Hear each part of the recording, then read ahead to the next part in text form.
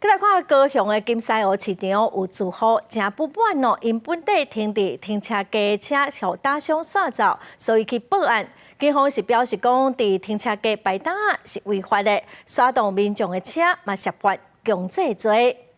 你讲，大哥。不管摊商市门林理论徛好报警，伫高雄电信路馆顶的金沙湖菜市场，外围定看到摊贩摆搭，有的伫红线馆顶，有的占据停车格，甚至有徛好乌多摆停伫合法的所在，互摊商刷走。就因为挡掉摆搭的动线，互当地徛好非常不满，双方面一度起口角。他有使用权，住户要停车的话，他觉得说他觉得说他的客人要停车还是怎样也不方便啊。有时候过年啊，车子很多啊，我们出入的话，他会骂你说白痴哦，你为什么要开到这里来？不过我们这里的住户啊，不然我开到哪里？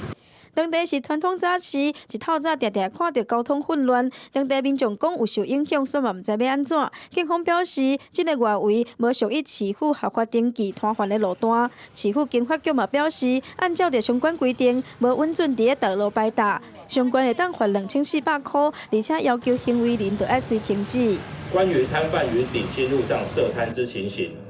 因非属高雄市政府经济发展局合法登记设摊路段，系违反《道路交通管理处罚条例》。那阮上惊警察啦，因若报阮就讲哈，进来阮他警对啊，警察啦那讲，我们这个是都违规的啦。但是就是给我们方便，让我们能生存做生意探钱啦。走访现场，外围摊商卖节嘛发现有机车的停车格互故意占位，外围摊商大部分拢知影是违规，嘛讲警方到场会刷位，为着生活也是希望有机会当摆搭，嘛会尽量配合，避免造成对方的困扰。红旗新闻王刘婷丹、汉坤哥报道。